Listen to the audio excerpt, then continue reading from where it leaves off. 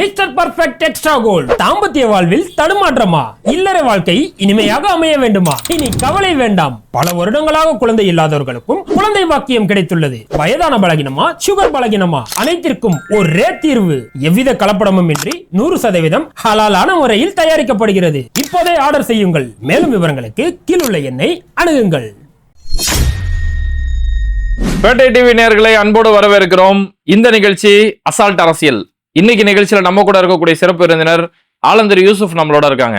அண்ணா அஸ்ஸலாமு அலைக்கும். வலைக்கும் சலாம் வரஹ்மத்துல்லாஹி வபரகாத்துஹு. ஆனா இப்ப இந்த காசா சம்பந்தமான செய்திகள், இப்போ காசாவுல நிலவரம் என்னென்ன? ஏன்னா காசாவுல இருக்கக்கூடிய ஹமாஸோடைய பல தலைவர்கள் கொல்லப்படுறாங்க அப்படின்ற செய்தி வருது. அபு உபைதா கொல்லப்பட்டார் அப்படின்ற ஒரு செய்தி சொல்றாங்க. அவங்களுடைய பல தலைவர்களும் கொல்லப்பட்ட பிறகு இப்போ காசாவுல அந்த மக்களோட நிலைமை என்னென்ன? அதாவது நீங்க பாத்தீங்கன்னா கசாவுல வாழக்கூடிய தலைவர்கள், போராளிகள் பல பேர் இறந்துருக்காங்க. தைஃப் இறந்திருக்காரு, சின்வர் இறந்திருக்காரு, முகமது சின்வர் இருக்காரு, இஸ்மாயில் ஹானியா ஈரான்ல வச்சு டெஹ்ரான்ல கொல்லப்பட்டிருக்காரு, ஆரூரி. அதே மாதிரி இப்ப அபு உபைதா அவர்களும் ஷஹீதாயிருக்கிறாங்க, தியாகியாயிருக்கிறாங்க. இப்படிப்பட்ட இந்த சூழ்நிலையில காசாவாசிகள் எப்படி இருக்காங்கன்னு சொன்னா, அங்க இருக்கக்கூடிய அபு உபைதாவுடைய அந்த பேச்சு, அவர்களுடைய அவர் செயல் வடிவம், அவங்க மக்களுக்காக போராடிய அந்த விதங்கள், அவங்க பேசிய விதங்கள், அவங்க பயன்படுத்திய இறைவனுடைய வாசகங்கள், மூசா அலைஹிஸ்ஸலாம் பயன்படுத்துறாங்க ஒரு வாசகம், எல்லா ஃப்ரௌன் துரத்தி வர்றப்ப லாஸ்ட் ஒண்ணுமே இல்லைன்னு இருக்கிறப்ப என்ன ரப்பி என்னோடு இருக்கிறான், அப்படி என்னுடைய இறைவன் என்னோடு இருக்கிறான் அப்படின்னு கடைசியா பயன்படுத்திய அபு உபைதா அவர்களுடைய வாசகங்கள்லாம் இன்னைக்கு எடுத்து மக்கள் பயன்படுத்திக்கிட்டு இருக்காங்க. இதுல கவனிக்க வேண்டிய விஷயம் என்னன்னு சொன்னா, பார்க்கணும் நீங்க, பிரிட்டன், அமெரிக்கா, ஜெர்மனி, பிரான்ஸ் எல்லா உளவு நிறுவனங்களும் அங்க இருக்கிறாங்க. எல்லாரும் ஆயுதங்கள் கொடுக்குறாங்க. இந்த நேட்டோ படம் எல்லோரும் சப்போர்ட்டா இருந்து ஒரு 365 கிலோமீட்டர்ல பல தாக்குதல் நடத்தப்பட்டிருக்கு. எந்த அளவுக்குன்னா, ஆப்கானிஸ்தான்ல ஒரு வருஷத்துல போடப்பட்ட குண்டு அக்டோபர் 7 இருந்து 2023 அக்டோபர் 14 வரைக்கும் குண்டு போடப்பட்டிருக்கு. ஒரு வருஷத்துல போடப்பட்ட குண்டு போடப்பட்டிருக்கு. இப்படி உளவு நிறுவனங்கள் எல்லாம் இருந்தும் அங்க பல தலைவர்கள் இழந்தும் கூட அந்த மக்கள் இன்னைக்கும் போர் குணம் உள்ளவர்களாகவும் போராளிகளாகவும் தன் நாட்டினுடைய விடுதலைக்காகவும் மக்கள் இன்னும் போராடிக்கிட்டு இருக்கிறாங்க. துவண்டு போல, கவலைப்படல. அதுக்காக வேண்டி அவர் எந்த வழியில வந்தாரோ அந்த வழியில நாங்க பிரயாணம் செய்வோம், அப்படியே அந்த முடிவு அவங்க எடுத்திருக்காங்க. அவங்க எப்படி பாக்குறாங்கன்னா, இந்த நாட்டினுடைய சுதந்திர போராளியாக அவங்க பாக்குறாங்க. இதுக்கிடையில காசாவாசிகளுடைய அந்த நிலைமை எப்படிப்பட்ட நிலைமையில நீங்க முடிவெடுக்க நீ கவனிக்கணும். இதெல்லாம் வீடியோ எல்லாம் போடுறாங்கல்ல, அபு ஏத்துக்கிறான், சின்வருடைய வீடியோ எல்லாம் பரப்புறாங்கல்ல, சாப்பிடுறதுக்கு வழி இல்லாத சமயத்துல இஸ்ரேல் தொடர்ந்து குண்டு போட்டுட்டு இருக்கான். உயர்ந்த ஒரு முஸ்தான் சொல்லி ஒரு உயர்ந்த ஒரு பில்டிங் இருக்கு. அந்த பில்டிங்ல மக்கள் போய் தஞ்சம் வந்துக்கிறாங்க. இன்னைக்கு அந்த வீடியோ நீங்க பார்க்கலாம். இன்னைக்கு அந்த பில்டிங்கை உடைக்கிறாங்க, குண்டு போட்டு தாக்குறாங்க. அந்த அழிவான வீடியோக்களை பார்த்துக்கிட்டு, இவ்வளவு தாக்குதலை பார்த்துக்கிட்டே அந்த மக்கள் என்ன செய்யறாங்கன்னா, இந்த வீடியோக்களை பதிவு செய்யறாங்க. சாப்பாட்டுக்கு வழி இல்லாத சமயத்துல கூட இஸ்ரேலை எதிர்க்கக்கூடிய அளவுக்கு காசாவாசிகள் இருக்கிறாங்க. மிகப்பெரிய அளவுக்கு பாதிப்பு அடைஞ்சிருந்து கூட உறுதியா இருக்கக்கூடிய ஒரு விஷயம் தான் இங்க கவனிக்க வேண்டிய முக்கியமான ஒரு செய்தி. ஏன்னா 64,000 பேர் இறந்து போயிருக்காங்க. சாதாரணமான விஷயம் இல்லை. 1,59,000க்கு அதிகப்பட்டவர்கள் கை கால்களை இழந்தவங்களா இருக்காங்க. ஒரு வீட்டுல ஒரு ஊனம் இல்லாமல் இல்ல, ஒரு வீட்டுல ஒரு இறப்பு இல்லாமல் இல்ல. இதற்கு இடையில காசாவாசிகள் உறுதியா இருக்கிறது தான் ரொம்ப கவனிக்க வேண்டியது. காசாவாசிகளை பற்றி இங்க கேட்கறதா இருந்தா அவங்க உறுதிப்பாட இந்த மக்களுக்கு, குறிப்பாக முஸ்லிம் சமூகத்துக்கு சொல்லித்தர வேண்டிய இடத்துல நம்ம இருக்கிறோம். சரிண்ணா, இப்போ அந்த காசாவுடைய களத்தில் இருக்கக்கூடிய இஸ்ரேலுடைய ரிசர்வ் ஃபோர்ஸ், அவங்களுடைய ரிசர்வ் பிரிவு அதிகாரிகள் அவங்க புலம்புறாங்க, அவங்க உள்ள ஒரே பயத்துல புலம்புறாங்கன்ற செய்திகள் வருது. ஆமா, அந்த கார்டியன் நியூஸ்ல வந்திருக்கக்கூடிய செய்தி எப்படின்னா, அவங்க என்ன சொன்னாங்க, we are dying for no reasons. நாங்க சாகுறோம், எங்களுக்கு என்ன ரீசனே தெரியல, எதுக்கு நாங்க உள்ள வந்தோம், என்னதுக்காக உள்ள வந்தோம் அப்படிங்கிறது தெரியல. என்ன சொல்லிட்டு போனாங்க ஆரம்பத்துல, யோகலாற்றுக்கும் என்ன சொன்னாரு, 3 மாசத்துல நாங்க கழட்டிடுவோம், புடுங்கிடுவோம் அப்படிலாம் சொல்லிட்டு உள்ள போனாங்க. இப்ப வரைக்கும் ஒன்றும் செய்ய முடியல. ரிசர்வ் படை தான் இஸ்ரேலுடைய 70% அவங்க ஆக்கிரமிச்சிருக்கிறாங்க. அது இயால் ஜாமீர் சொல்றாரு, அவங்களுடைய ராணுவ தளபதி இயால் ஜாமீர் சொல்றாரு, இவங்க இயற்கை வளங்கள், செல்வங்கள் எங்களுக்கு. யார்? ரிசர்வ் படை.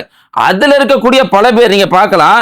இயால் பில்டல் அவர் சொல்றாரு, அவர் 30 வயசு அவர் என்ன சொல்றாரு, எதுக்காக நாங்க வந்தோம், எதுக்காக அங்க இருக்கிறோம் அப்படிங்கறதே எங்களுக்கு புரியல அப்படிங்கிறத சொல்றாரு. அதே மாதிரி அவங்களுடைய மருத்துவர், போர் மருத்துவர், போர் வீரர் தான் இருப்பாரு, அதே சமயம் மருத்துவ வேலைகளையும் செய்யப்படக்கூடியவர், அவர் அவியாத் அப்படின்னு சொல்றப்படுறாரு. அவர் என்ன சொல்றாருன்னா, அவியாத்து நாங்க இங்க சாகிறதுக்காக வந்திருக்கிறோம், எதுக்காக இங்க வர வச்சாங்க, என்னத்துக்காக வர வச்சாங்கன்னு தெரியல, அது யாருக்குமே பிரயோஜனம், எங்க நாட்டுக்கோ எங்களுக்கோ எந்த பிரயோஜனமே இல்லை எங்களுக்கு அப்படின்னு சொல்றாரு. இதுல பாத்தீங்கன்னா மோர் அப்படின்னு சொல்ற ஒருத்தவர் என்ன 350 பேர் இந்த மாதிரி அவர்கிட்ட கையெழுத்து போட்டு கொடுத்துருக்காங்க.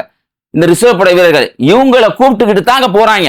இதுக்கிடையில அங்க இருக்கக்கூடிய போராளி குழுக்கள் எப்படி இருக்காங்கன்னு பாருங்க.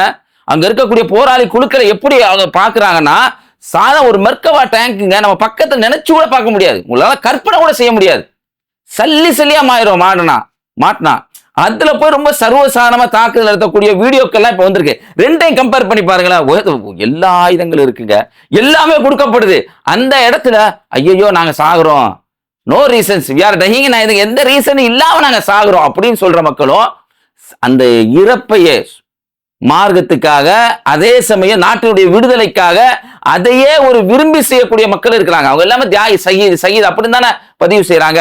இந்த ரெண்டு வீரர்களையும் பார்க்கும் போதே யார் தார்மீக ரீதியா வெற்றி பெற்றா புரிஞ்சுக்கலாம். யார் தார்மீக வெற்றிக்கும் போது இதை பார்க்கும் போதே மக்கள் புரிஞ்சு கொள்வாங்க. சரிண்ணா, இப்போ இந்த காசாவுடைய மக்கள் அவங்க படக்கூடிய சிரமங்களை பத்தி உலகம் முழுக்க இன்னைக்கு பேசப்பட்டு இருக்குது. வீடியோக்கள் வாயிலாகவும் ஒரு இன்டர்வியூ வாயிலாகவும் பேசப்படுற நேரத்துல இதை ஒரு சினிமாவை எடுக்கலான்னு ஒரு முயற்சி எடுக்கிறாங்க. The voice of Hind Rajab அப்படின்னு ஒரு படமா எடுக்கலாம் அப்படின்னு முயற்சி பண்றாங்க. அதோட நிலவரம் என்னென்ன? இந்த ஹிந்த் ரஜப் அதாவது ரொம்ப நம்ம கடந்து போற விஷயம் இல்லை. சோசியல் மீடியால இன்டர்நேஷனல் அளவுல இப்போ மாதிரி நம்ம நாய்க்கா பேசுனாங்கல்ல, மக்கள்லாம் சொல்றாங்க நிறைய நாய்க்கா வந்து பேசுனது நாயே வந்து பேசுன மாதிரி இருக்குது அப்படின்னு சொல்லி, அதாவது யார் மேல கருணை காட்டணுமோ யார் மேல அன்பு காட்டணுமோ அது இல்லை. மனுஷனுக்கு அப்புறம் தான் எல்லாமே. இவங்க மிருகத்துக்கு அதிக முக்கியத்துவம் கொடுக்குறாங்கல்ல. இதே மாதிரி அமைப்புல இருக்கக்கூடியவங்க தான் இஸ்ரேல். உங்களுக்கு புரிஞ்சுக்கிறது சொல்றாங்க. இதை விட உச்சபட்சம், இதோட இவங்க மாதிரி கூட சொல்லக்கூடாது, உச்சபட்சம் எந்த அளவுக்குன்னா ஜனவரி 29, 2024 தல் அப்படின்னு சொல்ற ஒரு சர்க்கிள், அந்த பகுதியில இந்த ஹிந்த் ரஜப், லயான், அவங்க மாமா எல்லாரும் கார்ல போறாங்க, ஃபேமிலி காரு. அந்த காரை சுடுறாங்க. 42 அடியில நின்று ஆட்டோமேட்டிக் கன்ல சுடுறாங்க. 380 முறைக்கு மேல அந்த இதை சுடுறாங்க. அப்படி சுடுறப்ப கூட அந்த மாமா அத்தை இவங்களாம் இறந்துடுறாங்க. லயான்கிற 15 வயசு புள்ள போன் பண்ணுது ஆம்புலன்ஸ் சர்வீஸ்க்கு, ரெட் கிராஸ்க்கு, PRCSக்கும் போன் பண்ணி அந்த குழந்தை பேசக்கூடிய ஆடியோ வந்திருக்குங்க. அந்த குழந்தை பேசிக்கிட்டே இருக்கும்போது டேங்க் பக்கத்துல வந்து சொல்றாங்க. அந்த குழந்தை சொல்லுது, சுடுறாங்க. இந்த குழந்தை இறந்து போகுது. அதுக்கப்புறம் அந்த போனை ஹிந்த் ரஜப் 6 வயசு இருக்க ஹிந்து அது சொல்றப்ப எனக்கு நம்மளுடைய தாய் நபிமாருடைய மனைவிமார்கள் நம்மளுக்கு தாய் இல்லை. நபிகள் நாயகம் ஸல்லல்லாஹு அலைஹி வஸல்லம் மனைவி உம்மு சலமா அவர்களுடைய இயற்பெயர் ஹிந்து. அவர்களோடு இந்த இருக்கிற பாக்கியத்தை இந்த குழந்தைக்கு இறைவன் கொடுக்கணும். ஒவ்வொருத்தரும் துவா செய்யணும். அந்த குழந்தை போனை எடுத்து அங்க இருக்கக்கூடிய அந்த ஆம்புலன்ஸ் சர்வீஸ்ல அவங்ககிட்ட பேசுது, நான் செய்யாரா, நான் வந்து கார்ல இருக்கேன் என்னை காப்பாத்துங்க, பயமா இருக்கு அப்படின்னு. இந்த நாய்க சுடுறாங்க. அந்த குழந்தை அம்மாவுக்கும் போன் பண்ணுது. போன் பயன்படுத்தி பழக்கம் இருக்கு போல. அம்மாவுக்கு போன் பண்ணி பேசுது. எவ்வளவு தூரம் பாருங்க, இந்த படம் எடுக்கப்பட்டிருக்கிறது எவ்வளவு முக்கியத்துவமான விஷயம்னு பாருங்க. இன்னைக்கு உட்காந்து நீங்க மதராசி அவன் படத்தை பேசிக்கிட்டு இருக்கீங்க. நம்மள தீவிரவாதியா காட்டினவனுடைய படத்தை வந்து முஸ்லிம்களே மெச்சி பேசிக்கிட்டு இருக்கிறீங்க. பாலஸ்தீன மக்களுடைய போராளிகளுடைய விஷயங்களை டாக்குமெண்ட்ரி எடுக்கிறதுக்கு பல விஷயங்கள் இருக்கு உலகத்துல. நான் சொல்லுவேன், தைரியமா சொல்லுவேன், எனக்கு எந்த ஒரு பிரச்சனையும் இல்லை. நான் பார்த்து படிச்ச வகையில சொல்றேன். அவர்களுடைய வரலாறு இந்த சமூகத்துக்கு சொல்லித்தரப்பட வேண்டிய வரலாறுங்க. இந்த ஹிந்த் ரஜபு கடைசி அதாவது சுட்டுட்டாங்க. எங்க சுட்டாங்கன்னு தெரியல. வாயில அம்மா ஹம்டா அவங்க அம்மாவுக்கு போன் பண்ணி பேசுது. அவங்க அம்மா வெளியில இருக்காங்க, அந்த கார்ல இல்லை அவங்க அம்மா. வாயில் ரத்தம் வருது. எப்படி இருக்கும் அந்த தாய்க்கு? மா தொடமா வாய தொடமா அப்படியே குரல் மங்கி அந்த குழந்தை இறைவன் சயீதுடைய அந்தஸ்தை கொடுக்கணும். அந்த குழந்தைக்கு நாளைக்கு இப்ராஹிம் அலைஹிஸ்ஸலாமோட கூட இருக்கிற பாக்கியத்தை அந்த குழந்தைக்கு கொடுக்கணும் இறைவன். குழந்தை இறந்து போகுது. அவங்க அம்மா சொல்லி அழுகிறாங்க, அன்பே வாயை துடைக்க முடியாது. அதை காப்பாத்துறதுக்காக போறாங்கங்க.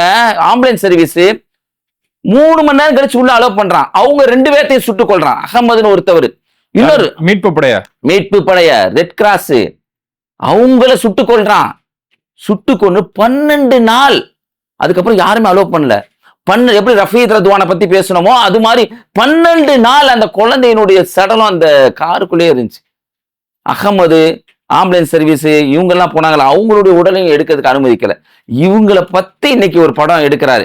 அவர் எடுக்கக்கூடியவருடைய பேர் பார்த்தீங்கன்னு சொன்னா நல்ல ஒரு அழகான ஒரு பேர். அவர் பிரிங்கோ அப்படின்னு சொல்ற ஒருத்தவர் துனிசியனை சேர்ந்த மாதிரி இருக்குது. அவர் தான் அந்த படத்தை எடுத்துட்டு அந்த குட்டி அவர் ஆவேசமா அந்த ஏதோ இங்க நடக்கிற மாதிரி ஐயா அப்பா இப்ப நீங்க இந்த ஷோலாம் நடத்துவாங்க இல்ல, அதான் ரஜினியை கூட்டு வச்சு வழுக்கையா இருக்கும் அந்த அளவு உட்கார வச்சுக்கிட்டு இவங்க புகழ் பாடுவாங்க, அப்படி இல்லை. அது உணர்ச்சி பூர்வமா அதை இது பண்றாரு அவரு. உணர்ச்சி பூர்வ மக்களுக்கு அந்த செய்தியை கொண்டு போகணும். அவர் சொல்றது இந்த படம்னா இந்த படத்தோட நீங்க கம்பேர் பண்ணாதீங்க, இந்த அசிங்க ஆபாஸ் அப்படி இல்லை.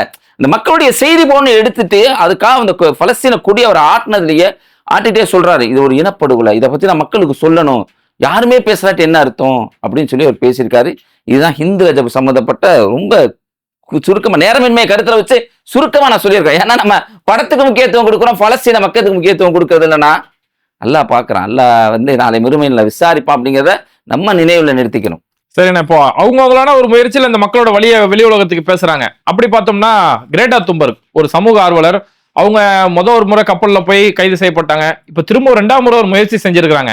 அவங்களோட பயணம் எப்படி இருக்குண்ணா? ஜூன் மாசம் போனாங்க, நம்ம எல்லாருமே பேசணும், கொண்டு வந்து லிக்விட் எல்லாம் போட்டு கண்ணெல்லாம் தீய வச்சு அப்புறம் அரெஸ்ட் பண்ணி ராணுவ முகாமுக்கு கூட்டி போய் திரும்படியும் ஃபிளைட்டை பிடிச்சி பிரான்ஸ்க்கு அனுப்பிச்சு வச்சதுக்கு அப்புறம் எந்த இஸ்ரேலு கொண்டுகிட்டு இருக்கான்ல ஹிந்து ரஜபுமாய் பல பேருடைய உயிரை எடுத்துக்கிட்டு இருக்க உலகத்திலே மிக மோசமான ராணுவம் வச்சிருக்கக்கூடியது. ஏன்னா ரொம்ப மோசமானவங்க. அப்படிப்பட்ட அவங்களுக்கு எதிராக மறுபடியும் கிளம்புறாங்க. எப்படி ஒரு துணிச்சல். ஸ்மூத் அவங்க வச்சிருக்கக்கூடிய கப்பலுடைய பேரு ஸ்மூத் புளோட்டினா. அப்படின்னா என்ன தெரியுங்களா, விடாமுயற்சி. இந்த வாட்டி என்ன பண்றாங்க, ஒரு பேர் தானே, எத்தனை பேர் கப்பல்னு சொல்ல மாட்டோம். பார்சிலோனால இருந்து கிளம்புறோம், எத்தனை கப்பல்னு சொல்ல மாட்டோம், எங்க இருந்து வருதுன்னு சொல்ல மாட்டோம். 44 நாடுகளை சேர்ந்து ஆர்வலர்கள் வர்றாங்க. செப்டம்பர் நடுவில் நான் நீ நினைக்காத வகையில வந்து நான் உன்னை அந்த கசா மக்களுக்கு உதவி செய்ய முடியுமான்னு நினைக்கிறாங்க. அதுல பல மக்கள் போய் இன்னைக்கு துனிசியாவில் இருக்கக்கூடிய மக்கள் எல்லாம் பால் பவுடர்லாம் கொடுத்து அந்த பால் பவுடர்ல அங்க இருக்க காசாவாசிகளுக்கு குழந்தைகளுக்கு இங்க துனிசியாவில் இருக்க காசாவாசி குழந்தைகள் எங்களை மன்னிச்சிருங்க இப்பெல்லாம் எழுதி உருக்கமா போறாங்க. எகிப்துல அரிசி அனுப்பி வச்சாங்களே, அரிசி அனுப்பிச்சு வாட்டர் பாட்டில பார்த்தோம்ல, இது மாதிரி வருத்தப்பட்டு எங்களுக்கு எதுவுமே அவங்களால செய்ய முடியல அப்படி வேதனையில போறாங்க. உண்மையிலே என்ன நடக்கணும் எல்லாத்துக்கும் தெரியும், எப்படியாவது முறியடிச்சிருவான். அதையும் தாண்டி மக்களுக்கு செய்தி சொல்றாங்க, நான் விடாமுயற்சியா இருப்பேன். மாட்லின்னு முன்னாடி கப்பல் பண்ணான மீனவ பெண்மணி நம்ம பேசணும், அதே மாதிரி இப்ப நான் விட மாட்டேன், மக்களுக்கு செய்தி சொல்லுவேன் அப்படின்னு போயிட்டு இருக்கிறாங்க. இதை சாதாரண ஆளுகள் போராடுறாங்க, கண்ணு தெரியாத ஆளு. நீங்க பாத்தீங்கன்னா மெக் ஹிக்கின்னு சொல்லிட்டு ஒருத்தர் 62 வயசு பிரிட்டன்ல யூகேல அவங்களுடைய நாடாளுமன்றத்துக்கு எதிர போராடுறாரு. இவர் கண்ணு தெரியாத மனிதர். இவரை அரெஸ்ட் பண்றாங்க. இவர் என்ன வச்சிருந்தாருன்னா, நான் வந்து இஸ்ரேலை எதிர்க்கிறேன், அவனுடைய ஜெனோசைட்டை எதிர்க்கிறேன் நானு, அதே சமயம் பாலஸ்தீன ஆக்ஷன் அமைப்பு நாங்கள் ஒன்று இருக்கு RAF அந்த அமைப்பை வந்து நான் ஆதரிக்கிறேன்னு சொன்னதுக்காக இவர் தேச துரோக வழக்கில் இன்னைக்கு கைது செய்யப்பட்டிருக்கிறாரு, சிறைச்சாலைக்கு அனுப்பப்பட்டிருக்காரு. இந்த வீடியோ யூகேல மிகப்பெரிய ஒரு வைரலா இருக்குது. கண்ணு தெரியாத ஒரு 62 வயசு மனிதர். அவருடைய வீடியோ பார்த்தீங்கன்னா அவர் நல்லா உடல் பெருத்த மாதிரி இருக்குது. அவர் உட்காந்து அந்த போராட்ட காலத்துக்கு அவர் போறது, அவர் பேசுறது, இவங்க அரெஸ்ட் பண்றது, அதெல்லாம் ரொம்ப பார்க்கும்போது நம்மெல்லாம் எதுவும் செய்ய முடியாம இருக்கிறோமே அப்படிங்கிற ஒரு குற்ற உணர்வு நிச்சயமா வரும். எனக்கு இருக்குது, நான் இப்ப பேசுறதுக்காக சொல்ல, எனக்கு இருக்குது, உண்மையிலே இருக்குது. இதுக்காக வந்து இஸ்திக்பார் தான் செய்யணும், எல்லாம் எங்களை மன்னிச்சிராயா அப்படின்னு இல்ல, கசாவாசிகள் நம்ம அறியாம நம்ம மன்னிப்பு கேட்கிறோம், எங்களை மன்னிச்சிருங்க அப்படின்னு. இந்த செய்தி வழியாக நான் சொல்லிக்கிறேன், பேட்டை டிவியோட செய்தியாக சொல்லிக்கிறேன், கசா மக்களை மன்னிப்பு கேட்டுக்கிறேன். எங்களால உங்களுக்காக வேண்டி ஒரு ஜனநாயக வழியில் கூட போராட முடியாத அளவுக்கு அல்லது அந்த போராட்டங்களை வீரியமா செய்ய முடியாத அளவுக்கு இருக்கிறனாங்க உங்கள்கிட்ட நான் மன்னிப்பு கேட்டுக்கிறோம். சரிண்ணா, இப்போ மற்ற வெளிநாடுகள்ல எப்படின்னா இருக்கு காசாவுடைய ஆதரவு அப்படின்னு சொல்லி? வெளிநாட்டுல எல்லாருமே ஆதரவு இருக்குது. பிரிட்டனை பத்தி பேசணும்ல, பிரிட்டன்ல பாத்தீங்கன்னு சொன்னா வெளியுறவுத்துறை அமைச்சர் ஸ்மித் இருக்கிறார். அவர் என்ன பண்றாருன்னு சொன்னா தன்னுடைய பதவியை ராஜினாமா செய்யறார். இதே பிரிட்டன்ல என்ன நடக்குது, பிரிட்டன் செய்தி மட்டுமே இன்னைக்கு ரொம்ப ஹைலைட்டா இருக்குதுங்க. கவனிச்சீங்கன்னா இதே பிரிட்டன்ல இந்த RAF பாலஸ்தீன ஆக்ஷன் அமைப்பு என்ன பண்றாங்கன்னு சொன்னா, பிரிட்டன்ல இஸ்ரேலுடைய ட்ரோன் அமைப்பு ஒன்று இருக்குது. அங்க எல்பில்ட் யூகேன்னு அவங்க வச்சிருக்கிறாங்க. அதுதான் மிகப்பெரிய அளவு ட்ரோன் தயாரிக்கப்படுது. அதோடைய ஆண்டு ரெவன்யூ எவ்வளவுனா வருவாய் என்னன்னா 4.1 யூரோ இருக்குது. 4.1 யூரோ. இவங்க அங்க போய் போராடுறாங்க, அதனுடைய தாக்கத்தை ஏற்படுத்துறாங்க. எந்த அளவுக்குனா காலி பண்ணிட்டே ஓடிட்டாங்க. காலி பண்ணியே ஓடி அவனுடைய ரெவன்யூ இப்ப 3.8 பில்லியன் யூரோவுக்கு குறைஞ்சிருச்சு. அங்க ட்ரோன்கள் தயாரிக்கிறத தடுத்து இருக்கிறாங்க இவங்க அப்படின்னு சொல்லக்கூடிய அளவுக்கு அவங்க வெளிநாடுகள் ஆதரவு இருக்கிறது. இது ஒரு காஸ்மெட்டிக்ஸ் கம்பெனி. காஸ்மெட்டிக்ஸ் நீங்க பொறுத்தலாம், நீங்க பருப்பு சக்கரை கம்மியா இருக்கும். காஸ்மெட்டிக் நீங்க ஒரு லேக்மி ஐகானிக் ஒன்று வாங்கினீங்கன்னா அது ஒரு 200 ரூபா இருக்கும். தோரம் பருப்பு வாங்கினீங்கன்னா 110 ரூபா 120 ரூபா இருக்கும். ஏன்னா காஸ்மெட்டிக்ஸ் அதிக வருவாய். அதுல இங்கிலாந்துல லூஷி அப்படின்னு ஒரு காஸ்மெட்டிக்ஸ் கம்பெனி, அது ஒரு செயின் அவுட்லெட், சும்மா சாதாரண கடை மாதிரி இல்ல. செயின் அவுட்லெட் அங்கங்க அவங்களுக்கு அந்த நாடு ஃபுல்லா நிறுவனங்கள் இருக்கும். இங்க இருக்கிறானே நம்ம அம்பானி அதானி கடையை போட்டு அங்கங்க செயின் அவுட்லெட் வச்சு பண்றாங்கல்ல, இது மாதிரி இருக்க ஒரு நல்ல கடன் வச்சுக்கோங்க. எங்க இருக்காங்க? இவங்க யூகேல தான் இருக்காங்க, லண்டன்ல. இவங்க என்ன பண்றாங்கன்னா, தன்னால முடிஞ்சது ஒரு நாள் வந்து காசாவாசி மக்களுக்காக எங்களுடைய கடையெல்லாம் நாங்க அடைக்கிறோம், பல கோடி ரூபாய் இழப்பை சந்திக்கிறாங்க. பெரிய பரவாயில்ல. அதாங்க நீங்க யூகேல காஸ்மெட்டிக்ஸ் இருக்கணும், பருப்பு 100 ரூபாய், காஸ்மெட்டிக்ஸ் எவ்வளவு இருக்கும்? அலங்கார பொருள் எப்பயும் காசியம் எல்லாரும் தெரிஞ்சிருக்கும். அடைச்சு தன்னுடைய எதிர்ப்பை தெரிவிக்கக்கூடிய இருக்கிறாங்க. நம்ம ஒரு ஸ்டேட்டஸ்ல கூட அந்த மக்களுக்காக துவா செய்யுங்க, அவங்களுக்காக நம்ம போராடணும் அப்படின்னு கூட நம்ம வைக்க முடியாம இருக்கிறது ரொம்ப கவலைக்குரிய விஷயங்கள்ல ஒண்ணா இருக்குது. சரிண்ணா, இந்த ஒரு குறுகிய நேரத்துல காசா சம்பந்தமாவும் அதை சுத்தி நடக்கக்கூடிய பல உலக செய்திகளை தெளிவுபடுத்தினீங்க. நிகழ்ச்சியில கலந்துட்டு ரொம்ப நன்றி. கண்டிப்பா அடுத்த நிகழ்ச்சியில சந்திப்போம் இன்ஷா அல்லாஹ். இது மாதிரி வீடியோக்களை தொடர்ந்து பார்க்கறதுக்கு மறக்காம பேடை டிவியை சப்ஸ்கிரைப் பண்ணிட்டு இந்த வீடியோக்களை உங்க நண்பர்களுக்கு அதிகமா ஷேர் செய்யுங்க. இணைந்திருப்போம்.